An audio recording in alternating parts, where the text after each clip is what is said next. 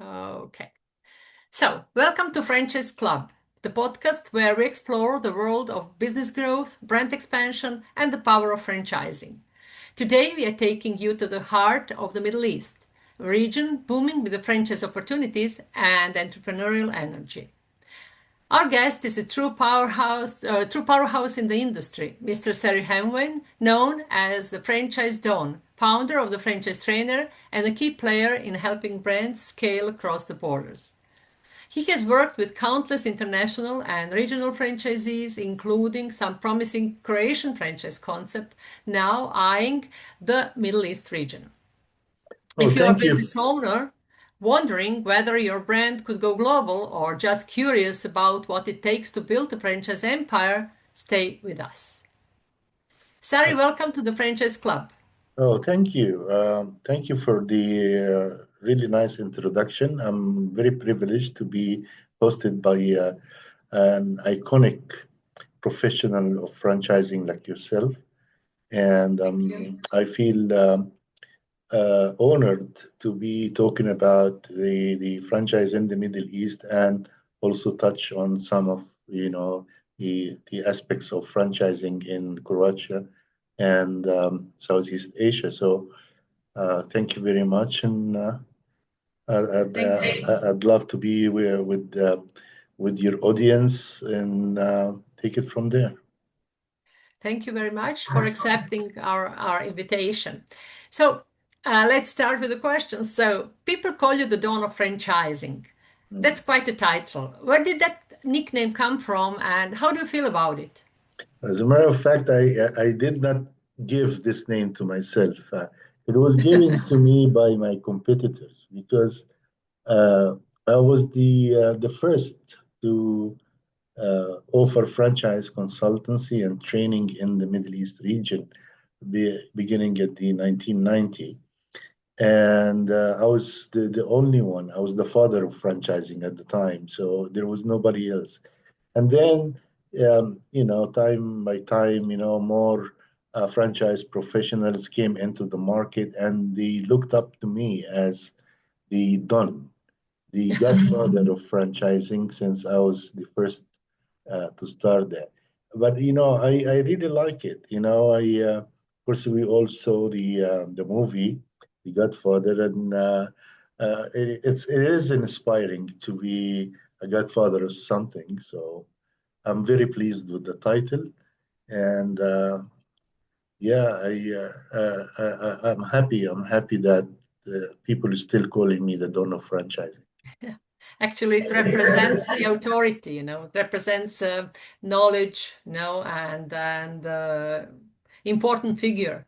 So it's very interesting. You worked with so my second question actually is what inspired you to start the franchise trainer, and how did your journey in the franchising world begin?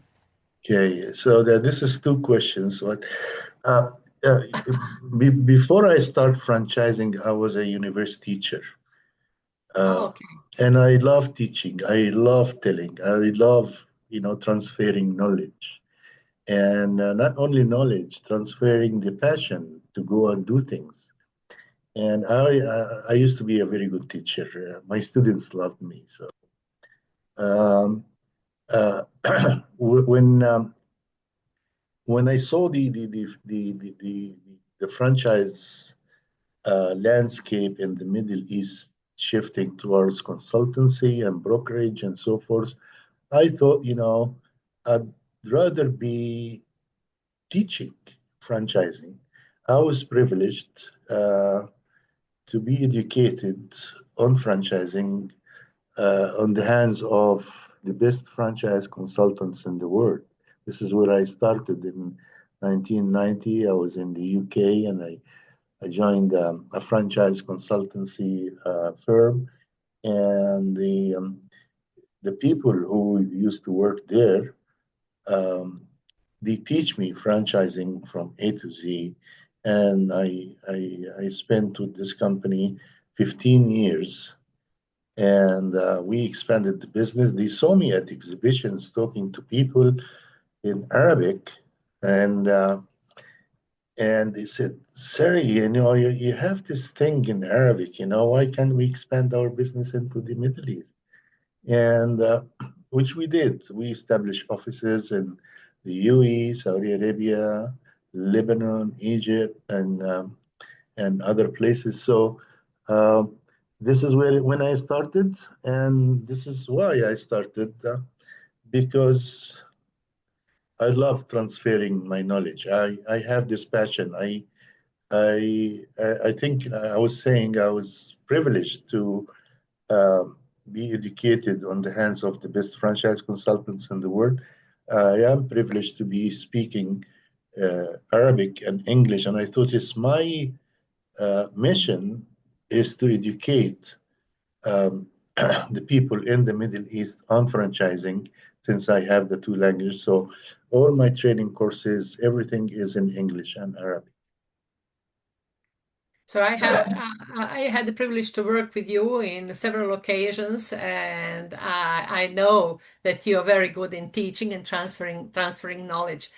So I'm sure that that was the right way for you, you know. Yeah, yeah. I mean, thank you for bringing this up. Like when we did some work together, and it was online and in-person Yeah. training.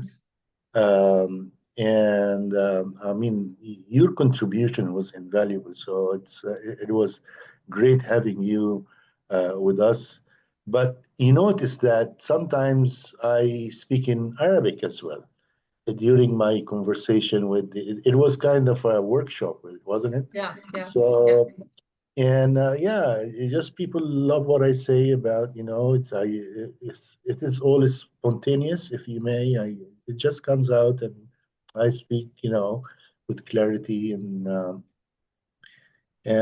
with the passion to make sure that people understand and get the knowledge, the know-how that I have. Yeah, that's true. But beside your teaching, you worked with hundreds of franchises across the Middle East. Can you describe the franchise landscape in your region, in a few words? Yeah, I mean, of course, you cannot describe the landscape in any region in a few words, but the Middle East offers a large number of investment opportunities across various sectors and business activities. So it is a very vibrant scene, full of success and franchise sustainability on the long run. And the, uh, the ability of the franchisors and franchisees to benefit from the technological progress in the region and social changes and the evolving preferences of customers and the ability of national institution. We did work with Munchaat together to address regulatory challenges, and in Saudi now they have the franchise law, and they extend great support to the franchise industry, and I think the Middle East is a unique market, very franchise friendly for both domestic franchisors and international franchisors who are wishing to come to uh, a different market. They want to expand their business in a different market. So uh, pretty much this is it. Yeah, but what do you think, what makes the Middle Eastern market unique when it comes to franchising? You see, it's a huge geographical area to start with, and the population is uh, hundreds of thousands, right? And I think there are many um, indigenous brands that were very successful. Um, they kind of benchmarked their business towards all the incoming franchises from all over the world since the 1990, and they learned how to do business. Because at the end of the day, franchising is a management system. So they learn how to create concepts, how to manage and expand their network of happy franchisees. And so I think, did I answer your question? Uh, Actually, yes. I did, yeah, You but did. I wanted to expand more. Uh, but why? I mean, uh, I would say it's a very uh, franchise-friendly market in most of the countries, of course. And I think there is an appetite from investors from the Middle East to take more franchises into there is competition in some areas like food and beverage, but in other business categories like service, I would say there is not much competition, and there is a great chance for Croatian and East European brands, which I know they have great service brands, and to come to the Middle East. Yeah. So you represent some Croatian franchisees in the Middle East as well. What caught your attention about our franchise concept? Thank you. That's kind of continuation of the first question. I mean, the Croatian brands are, I think they're very unique on their own way. Very innovative brands, like of course, Car Whiz. Of Yeah. course, you know this example. Fast Review is all based in technology. And very recently, we started working with Flaster. And Flaster is a mobile advertising which uses technology to track, much more than I can understand because I'm not very good at technology. But they use really sophisticated technology. And the Croatian brands. Did you say Croatian brands only? Because Yeah, yeah, yeah, because I feel privileged to be working with some of the very unique brands from Croatia, and the second is most of the brands that I work with, they have a unique selling proposition. Meaning is they're not just a clone of any or a copy of some brand from the US or Europe. Uh, so, for example, if you take surf and fries, uh, very unique. I mean, there are many fries concepts in the world, but the way they represent the packaging and the way they yeah, represent their business is really great. And similar to that is Fish Delish. And Fish Delish is, again, I mean, starting from the name to the packaging, to the recipes, to the way I know that it is owned by somebody who's born in a fisherman family, right? And he converted. I mean, that was really great conversion of, how to represent seafood in a fast food concept. And more than that, there is something related to social impact uh, for Croatian brands. And I know, for example, like Tinker Labs or Kids Escape Room, they're all great concepts which have social impact in wherever they operate. And I think the most important thing is that the Croatian branch are not, uh, I would say, not expensive when it comes to the level of investment. So many of them are considered micro franchises because they cost less than 25,000 euros, and they have low operating costs. These are makes some of the Croatian brands uh, advantageous over other international franchise brands who want to come to the Middle East. Yeah, that's true. But tell me, for small Croatian business owners listening right now, what signs should they look for to know they might have a franchise-worthy concept? Yeah, I mean, for me, I've been, there are many signs, but the first sign is that growth in sales and increase in profit. Because maybe I like the fish dish because I love the food. But for an investor, yeah, it's not that. It's I call it WIFM, and it's an acronym for four letters for four words, and it's what's in it for me. The radio Yeah. station FM. So any investor asks the question, what's in it for me? WIFM. What's in it for me? So the bottom line is, will I be making money? Will I be making a good return on investment? Will this business bring, a good payback period of time in a good period of time? So for me, financials is great. And the thing is, the beauty of franchising is there should be enough money to be shared between two parties, the franchisor and franchisee. Because if I'm your franchisee, you're taking from me a franchise fee, royalties, marketing levies, or whatever.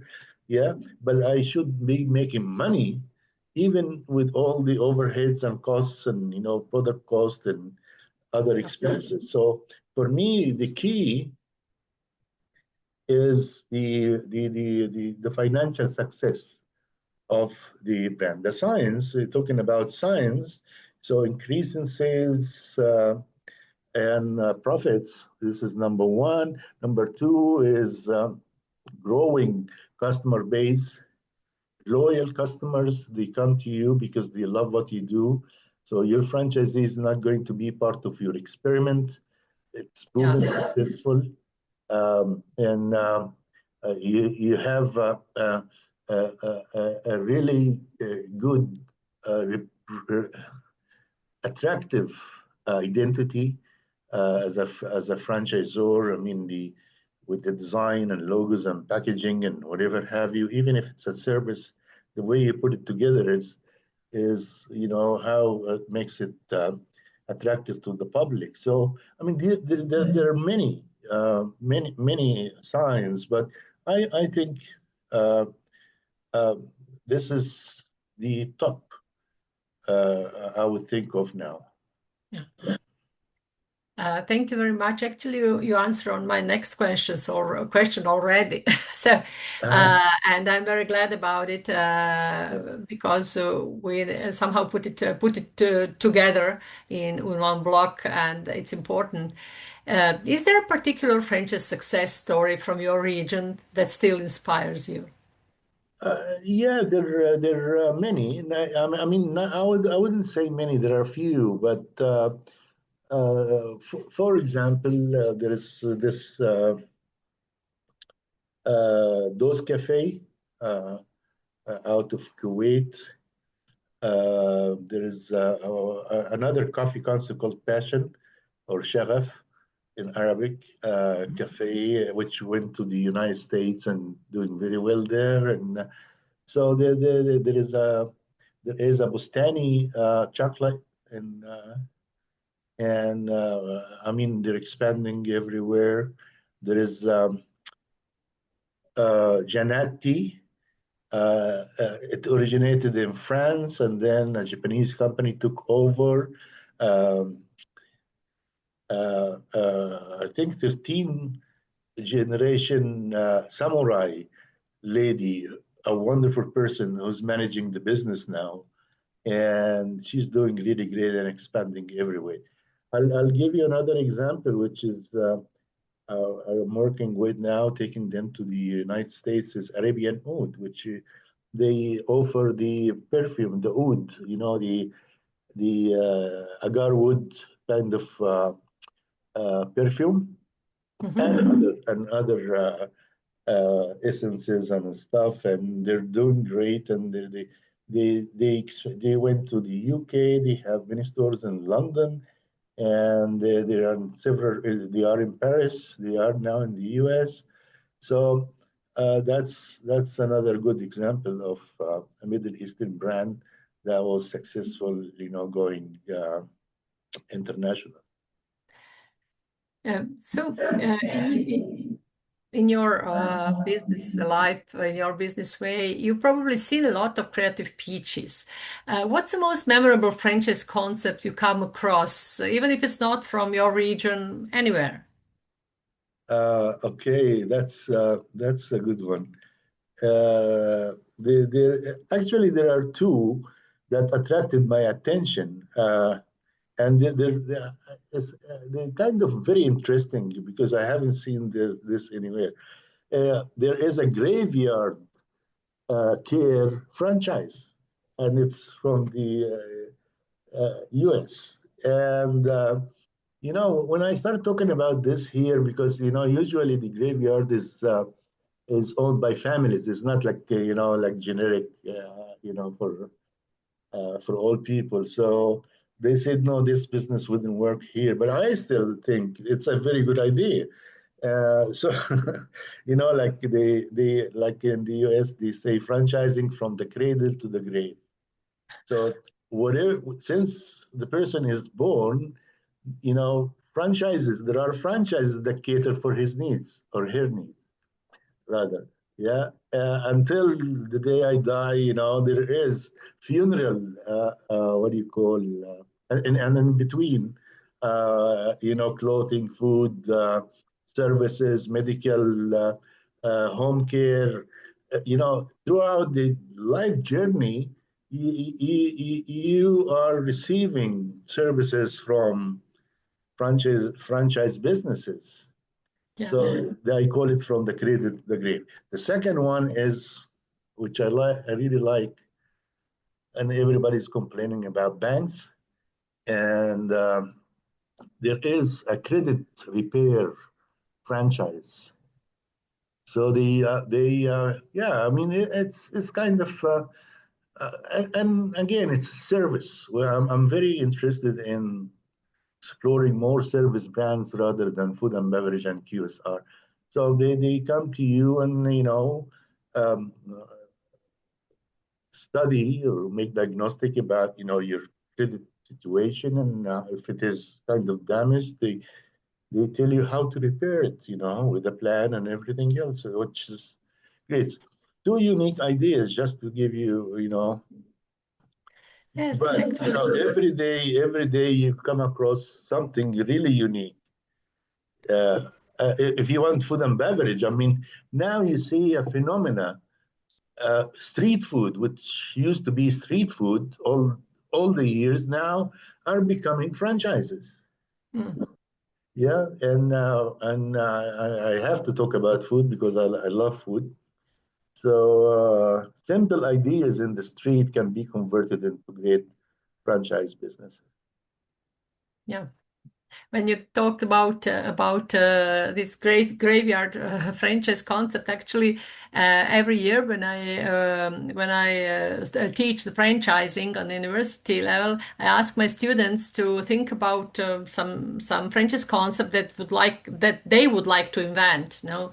And last year, one student said, "Oh, I think that it would be nice to make the franchise of makeup the people the dead people." And Yeah, actually, it's a business. It's a virtue. It's not, it's not something wrong with it. It's actually, a nice thing to do if you can do it.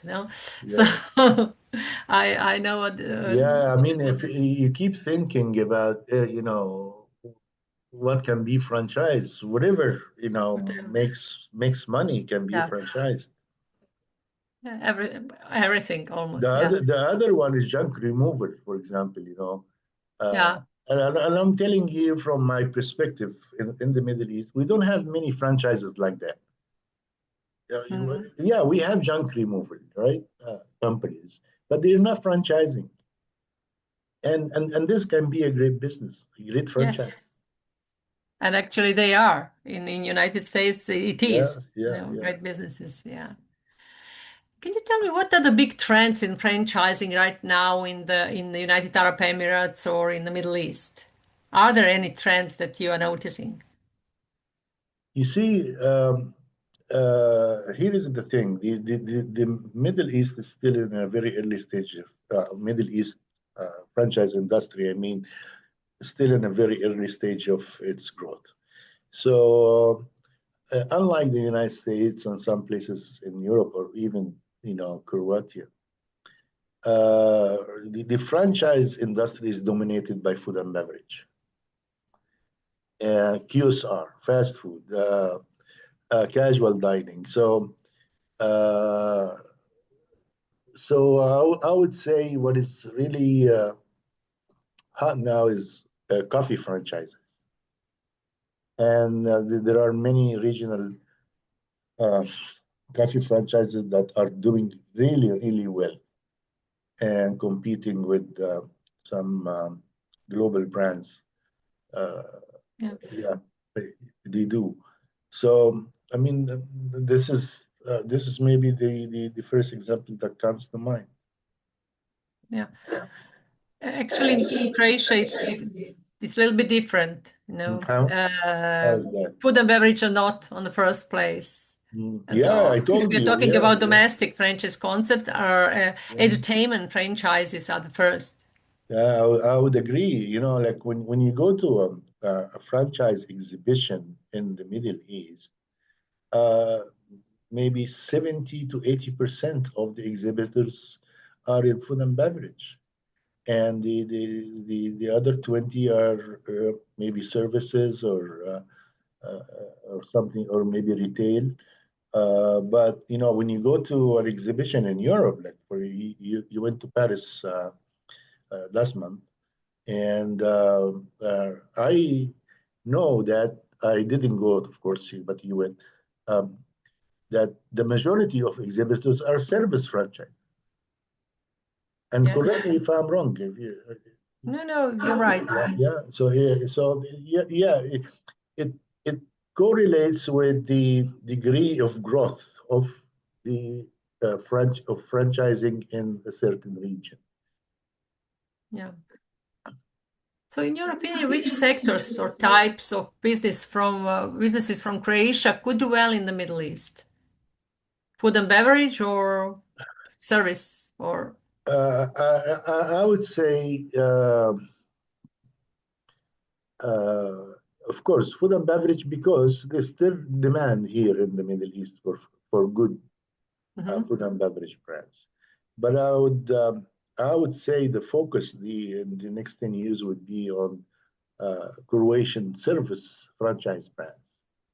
And like I mentioned before, they're very innovative, very unique, and they're all great. So I would say, uh, yeah, the focus would be service brands in the next 10 years. Mm.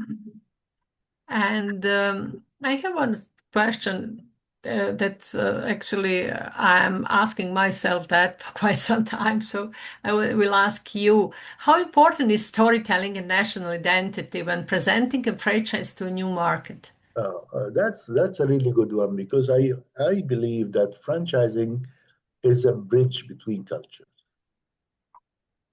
So if you, I mean, look at the U.S. franchises. They expanded all over the world, and they take the American culture with them, right?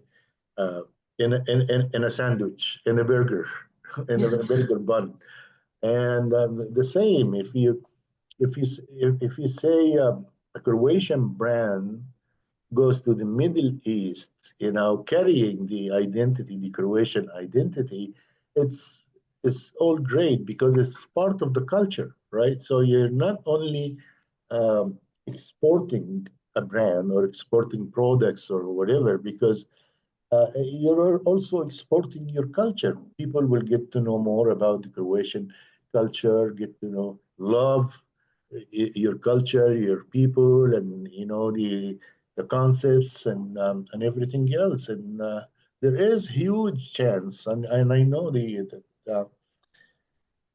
there are many franchises in Croatia that need to be here, not today, yesterday. They need to be here, and like I mentioned. The Arab people are very friendly people, and they love uh, new ideas. They love new people, and I know they love Croatia. It's already famous because of its touristic uh, landscape and great places. So yeah, so I mean, he talked about national identity. So yes, all Croatian brands carry a great national identity, which is Croatia. I love that. Of course, yeah. Yes, it's a little bit hard, to transfer that to adapt it to the new markets. But actually, I think that it could be interesting for the new markets to get this multinational sense of services and products I and tell you what you should consider, and you're the president of the Croatian Franchise Association. There are few good franchise exhibitions in the Middle East, and what you should consider is you take a Croatian pavilion. Maybe you can find somebody to support it, some guy, some government, because you're not only promoting Croatian brand, you're yeah. promoting the country. When they see, with some folklore, and I'm not talking about somebody representative standing at the booth selling franchises. I'm talking about, you know, like a trade delegation with culture, with folklore, with national dresses, with the music and stuff. You make a great buzz about it, under the Croatian flag, and people would love it. Yeah, Usually, on the other type of expos where we are represented by the Chamber of Economy or Tourist Board, they go like that. That's usually the tourist expos yeah. of tourism. Yeah, but yeah, you're right. The franchise Why expo not could do be it interesting. in franchising? Like we said, it's a great way of bridging cultures and getting together with people and uh, transferring your your kind of vision and perspective to the world, right? Yeah, Hmm. that's true. So, all right, Sarah, before we wrap up, it's time for our quick fire round. Short, fun questions with quick answers. So, no overthinking, just go with your instinct. Are you ready? I'll try. Okay. You First know, the one. problem with me, I usually give long answers. I'm a teacher, so I'll find it difficult, but I'll try to make it short. Okay, the first one. Coffee franchise or a fitness franchise? Which one do you think will grow faster in the next 5 years? I think fitness franchising. Me too. Yeah, Yeah. me Mhm. too. Yeah. So, what's one thing about franchising that people totally misunderstand? Um, the purpose.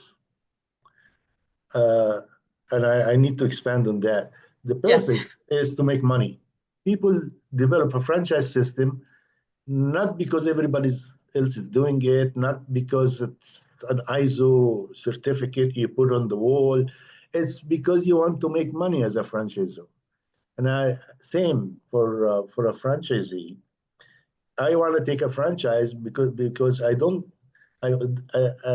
only like the food or your product or the shirt because I want to make money. So the purpose is Yeah. the most misunderstood part of franchising. Very good answer. And the last one, if you had to launch a franchise tomorrow and it could be anything business related, what would it sell? I didn't perfectly get that question. Can you repeat, please? Yeah. If you had to launch a franchise tomorrow and it could be anything business related, what would it sell? that's a personal question, right? Not as a franchise professional. No, it's a personal. Food.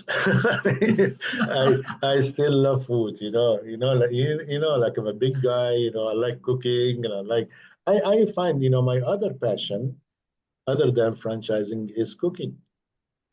And, Oh, nice. yeah, and I just love it. I used to teach hospitality and food service operations. So but it's personal, and not because of the trend, not because of a professional opinion. It's my what you call personal. But Yeah, yeah. yeah, That was the question was about you personally. What would you do? So it's nice to yeah. uh, I wouldn't imagine that I can do something else. Like there are hundreds of other, but like if you tell me start a food business tomorrow, I would say yes. This is what I wanted to do. Yeah, yeah, I did it. So I would not yeah, do that. yeah, yeah. It's not easy though, huh? Yeah, it's not easy life. Yeah, it can be very rewarding, but and especially if you do something that you really like to do, but Mm. it's a complicated life. Life, yeah, It is complicated, yeah. it's Very complicated. complicated. So thank you very much, Sari, for this interview. I'm very happy to had you here as a guest, and I hope we can do it again in the future. I like your point of view, and now that's all for this episode of Franchise Club. So, huge thanks to Sary Hamway for sharing his insight stories and straight talk on what it really takes to succeed in franchising, especially in this moment in one of the world's most dynamic regions, Middle East. If you're Thank a you. Croatian entrepreneur thinking, could my business become a franchise? Maybe this conversation is your sign to explore the path. Until next time, stay franchise minded, grow with purpose, and remember the right idea can cross any border. Thank you, Dr. Liliana. It was wonderful to be with you in this episode. And please send my love, peace, and respect to all your audience. And I hope that we do some many more future episodes like that. Thank you And very you much. inspire some of Croatian entrepreneurs, I'm sure. So thank you very much. Thank you.